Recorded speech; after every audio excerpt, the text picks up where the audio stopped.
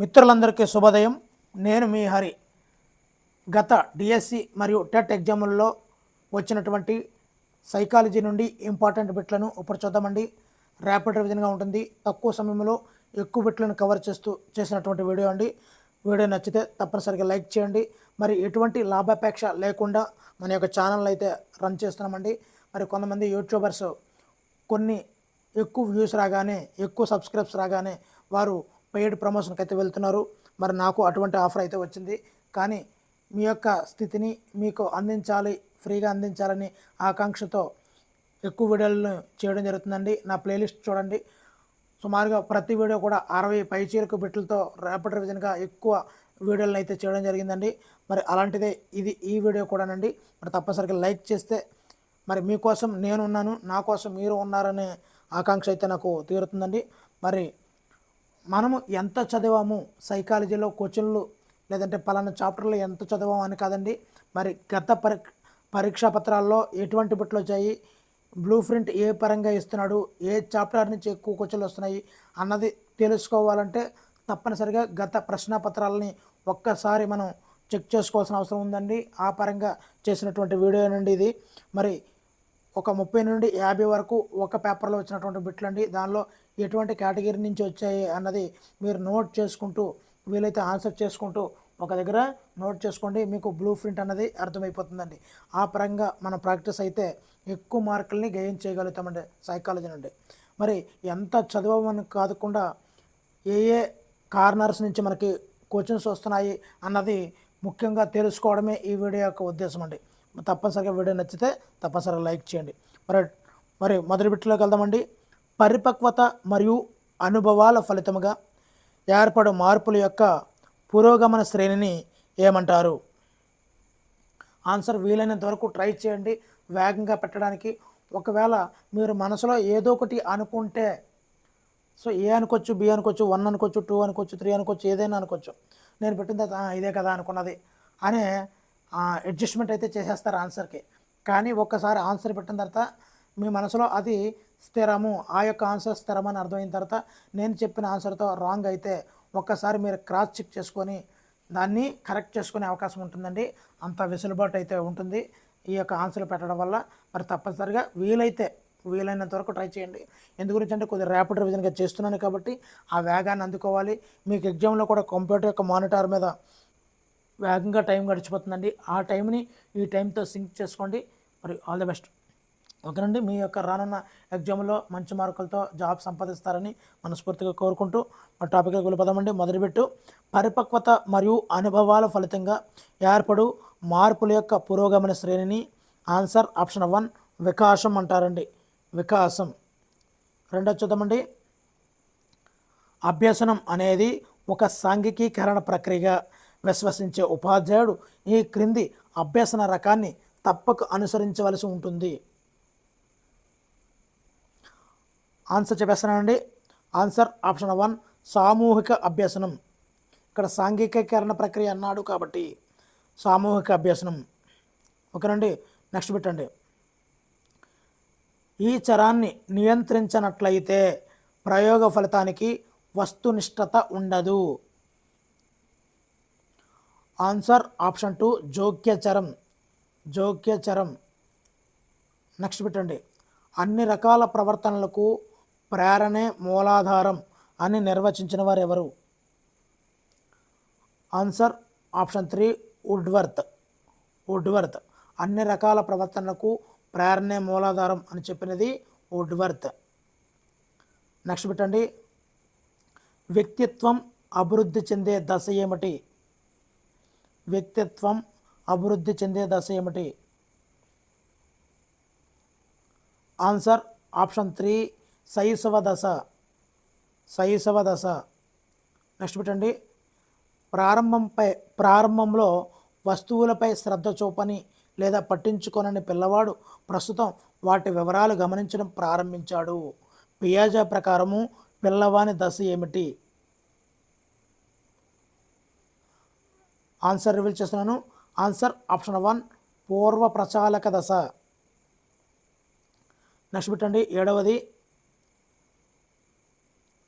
ఉపాధ్యాయుని మార్గదర్శకత్వంలో తన సొంత అనుభూతులు, ఉద్వేగాలు, వాటి మధ్య విచక్షణను ఉపయోగించడం తెలుసుకొని ఆ సమాచారాన్ని తన సొంత క్రియలకు నిర్దేశించుకునే ప్రజ్ఞను మనం ఏమంటాము? ఆన్సర్ ఆప్షన్ 2 వ్యక్తంతర్గత ప్రజ్ఞ. వ్యక్తంతర్గత ప్రజ్ఞ. 8వ పెట్టండి. ఎక్కువ సందర్భాలలో స్వల్పకాలిక స్మృతిలో సమాచారం నిల్వ ఉండే సమయం సుమారుగా. ఆన్సర్ ఆప్షన్ 3 20 నుండి 30 సెకండ్లు. 20 నుండి 30 సెకండ్లు. నెక్స్ట్ అండి, హెన్రీ ముర్రే అభివృద్ధి పరిచినది ఏమిటి? హెన్రీ ముర్రే అభివృద్ధి పరిచినది ఏమిటి? ఆన్సర్ రివీల్ చేస్తున్నాను. ఆన్సర్ ఆప్షన్ 2 ఇతివృత్త గ్రాహక పరీక్ష. ఇతివృత్త గ్రాహక పరీక్ష. నెక్స్ట్ పెట్టండి. ఏ వాస్తవిక వయసులోనైనా ఒక సగటు బాలుని యొక్క నిష్పాదన, ఒక బాలుని సగటు నిష్పాదనను ఏమంటారు? ఆన్సర్ ఆప్షన్ 4 మానసిక వయస్సు అంటారండి. మానసిక వయస్సు. నెక్స్ట్ పెట్టండి. శిశువుకు మొట్టమొదట ఏర్పడే ఉద్వేగం ఏమిటి? ఆన్సర్ ఆప్షన్ 1 ఉత్తేజం. ఉత్తేజం. నెక్స్ట్ పెట్టండి. ఒక పరీక్ష దేనిని మాపనం చేయాలో దానినే మాపనం చేస్తే అది కలిగి ఉండే లక్షణం ఏమిటి? Answer option 2 సప్రమాణత. సప్రమాణత అంటారండి. నెక్స్ట్ అండి, పావ్లోవియన్ పద్ధతిలో మొదటి సోపానమైనటువంటి నూతన ఉద్దీపన ఈ విధంగా ఉంటుంది. నూతన ఉద్దీపన అనేది ఆన్సర్ ఆప్షన్ 4 తటస్థమైనదిగా ఉంటుందండి. తటస్థమైనదిగా ఉంటుంది. నెక్స్ట్ పెట్టండి.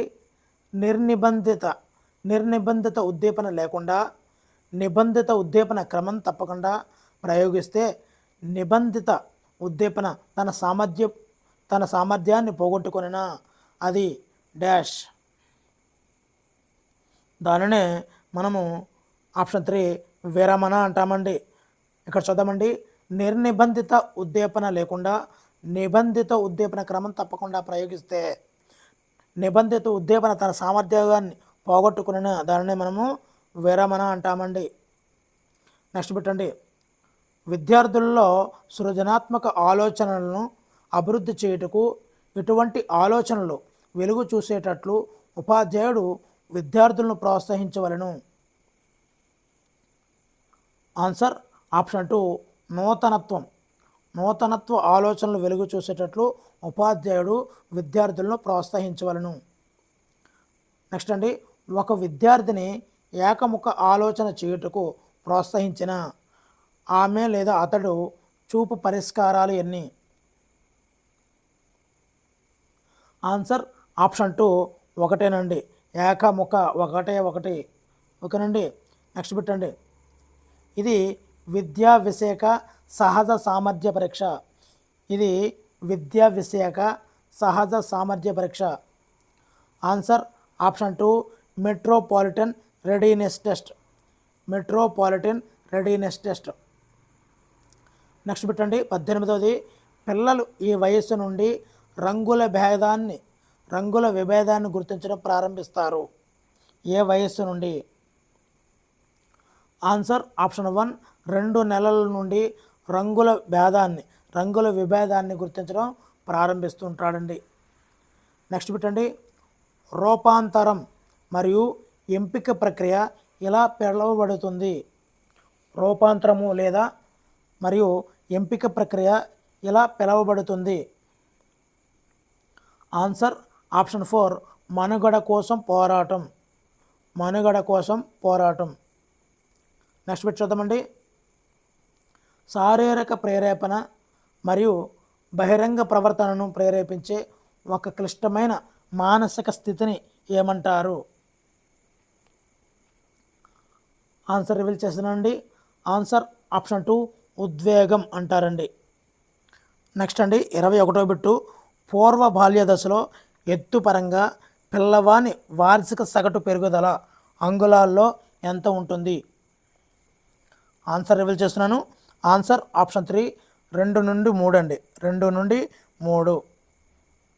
నెక్స్ట్ పెట్టండి. కాలము యొక్క భావన ఏర్పడు దశ ఏమిటి? కాలము యొక్క భావన ఏర్పడు దశ. ఆన్సర్ ఆప్షన్ 2 ఉత్తర బాల్య దశ. ఉత్తర బాల్య దశలో స్కూల్కి వెళ్తాడు కాబట్టి స్కూల్కి టైం అయిపోతుంది అనే ఉద్దేశంతో కాలం యొక్క భావనను విద్యార్థి తెలుసుకుంటాడు. నెక్స్ట్ పెట్టండి. యవ్వనారంభాన్ని ఎన్ని దశలుగా విభజించవచ్చు? ఆన్సర్ ఆప్షన్ 2 3 దశలుగా విభజించవచ్చు. యవ్వనారంభాన్ని 3 దశలుగా విభజించవచ్చు. నెక్స్ట్ అండి. ఉపాధ్యాయులు కౌమారులను సంభాళించడం కష్టం, కారణం ఈ దశ అనేది ఏ విధంగా ఉంటుంది? ఆన్సర్ రివీల్ చేస్తున్నాను. ఆన్సర్ ఆప్షన్ 3 విపరీత ఉద్వేగ స్థితి. విపరీత ఉద్వేగ స్థితి కలిగినది కాబట్టి ఉపాధ్యాయులు కౌమారులను సంభాళించడం అనేది కష్టము. నెక్స్ట్ అండి 35వది. ఎరిక్సన్ ప్రతిపాదించినటువంటి మనో సాంఘిక వికాసంలో దశల సంఖ్య ఎంత? ఆన్సర్ ఆప్షన్ 2 8 దశలు. మనో సాంఘిక వికాసంలోని 8 దశలైతే ఉంటాయండి. అనుభవాల నుండి నేర్చుకొని కొత్త పరిస్థితులకు అనుగుణ్యంగా ఉండే సామర్థ్యమే మనం ఏమంటారు? ఆన్సర్ రివీల్ చేస్తున్నాను. ఆన్సర్ ఆప్షన్ 2 ప్రజ్ఞ. అనుభవాల నుండి నేర్చుకొని కొత్త పరిస్థితులకు అనుగుణ్యంగా ఉండే సామర్థ్యమే ప్రజ్ఞ. నెక్స్ట్ పెట్టండి. ఒక వ్యక్తి యొక్క కొన్ని లక్షణాల నమూనా తెలియజేయడానికి రూపకల్పన చేయబడినటువంటి నికషని ఏమంటారు? Answer option 2 మూర్తిమత్వపు నికష. ఇక్కడ లక్షణాలు అన్నాడు కాబట్టి ఇక్కడ ఎక్కువ మూర్తిమత్వమే మనకి ఆన్సర్లోకి వస్తుందండి. నెక్స్ట్ పెట్టండి 38వది. ఏదేని సమూహం యొక్క ఆమోదించబడినటువంటి ప్రామాణిక ప్రవర్తనను ఇలా అంటారు? చాలా మరి డిఫికల్టీ లెవెల్ కూడా చాలా ఎక్కువ ఉంది మిత్రులైతే గమనించాలి. దీని ఆన్సర్ ఆప్షన్ 3 ప్రమాణాలు అంటారు. ఏదేని సమూహం యొక్క ఆమోదించబడినటువంటి ప్రామాణిక ప్రవర్తనను ఇలా అంటారు అంటే ఆన్సర్ ఆప్షన్ 3 ప్రమాణాలు. నెక్స్ట్ అండి. ఈ మనోవైజ్ఞానిక శాస్త్రవేత్త వ్యక్తి లక్షణాంశాలను వ్యక్తిగత ప్రవృత్తులు అంటే డిస్పోజిషన్లు సామాన్య లక్షణాంశాలుగా వర్గీకరించాడు.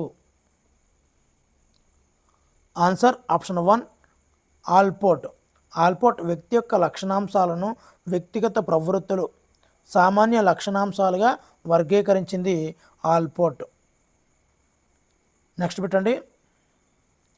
ఒక వ్యక్తిలో ఆహ్లాదకరమైనటువంటి అనుభూతులను ప్రేరేపించగలిగినటువంటి వస్తువులు మరియు కార్యకలాపాలనే మనం ఏమని అంటాము? ఆన్సర్ ఆప్షన్ 1 అభిరుచులు అని కూడా అంటామండి. అభిరుచులు.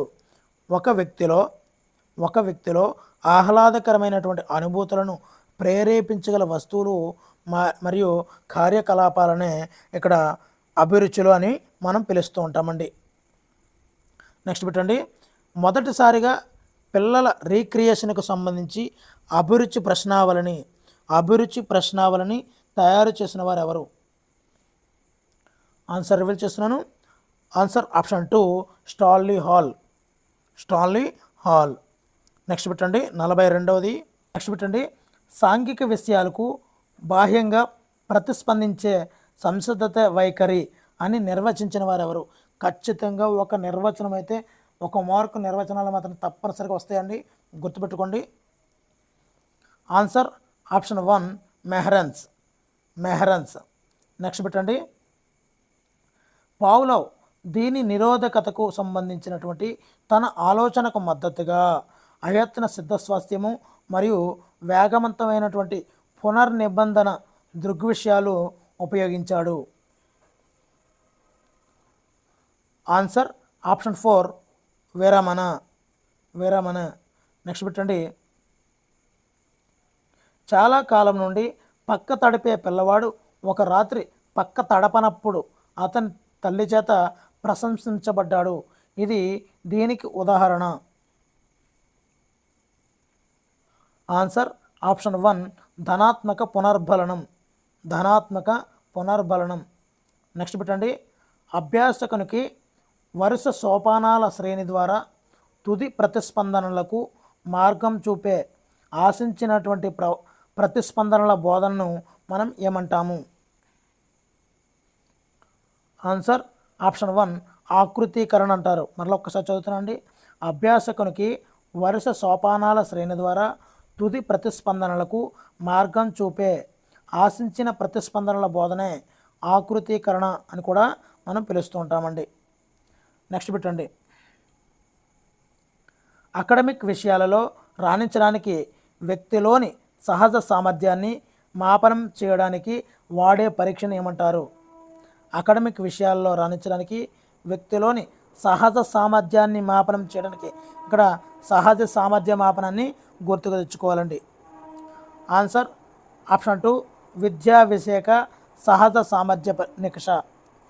విద్యా విషయక సహజ సామర్థ్య నికష. నెక్స్ట్ పెట్టండి. ఉద్వేగ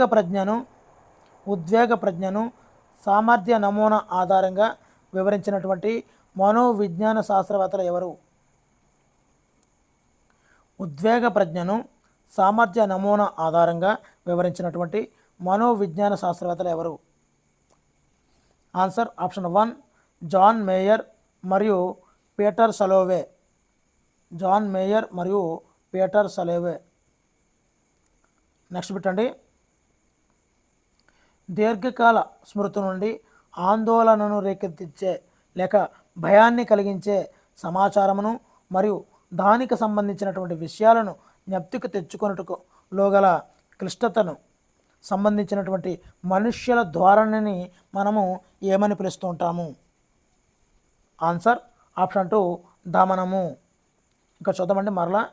దీర్ఘకాల స్మృతి నుండి ఆందోళనను రేకెత్తించే లేక భయాన్ని కలిగించే సమాచారమును లేదా దానికి సంబంధించినటువంటి విషయాలను జ్ఞప్తికి తెచ్చుకోవడంలో గల క్లిష్టతను సంబంధించినటువంటి మనుషుల ధోరణి, భయం కలిగించే విషయాలు మనం ఏం చేస్తుంటాము?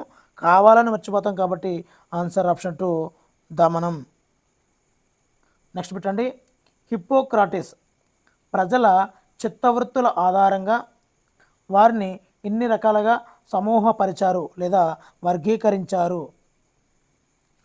ఆన్సర్ ఆప్షన్ 1 4 రకాలుగా సమూహపరిచారండి. దీనివల్ల ప్రజల యొక్క చిత్తవృత్తుల ఆధారంగా ఎవరు ఎలా వర్గీకరించారండి? హిప్పోక్రాటిస్. ఓకేనండి. మరి వీడియోకి వస్తామండి, చివరి బిట్టుకు వస్తాము. ఇంకా దయచేసి లైక్ చేయవలసి ఉంటే దయచేసి లైక్ చేయండి. మరి మీ గురించనే లాభాపేక్ష లేకుండా వీడియోలు చేయడం జరుగుతుందండి. మీరిచ్చే లైక్ కామెంట్ అంటే మాకు బహుమానాలు. మరి మీకు తోడుగా అయితే నేను తప్పనిసరిగా ఉంటాను. మరి నాకు తోడుగా ఉన్నారా లేదా అన్నది మీ యొక్క కామెంట్లు, మీ యొక్క లైకుల ద్వారా నాకు తెలుస్తుందండి. మరి లాస్ట్ పెట్టండి ఈ వీడియోకి.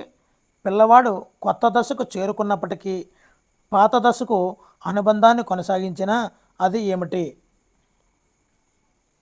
ఆన్సర్ తెలిస్తే తప్పనిసరిగా కామెంట్ అయితే చేయండి. Thank you for watching. Me Hari signing out.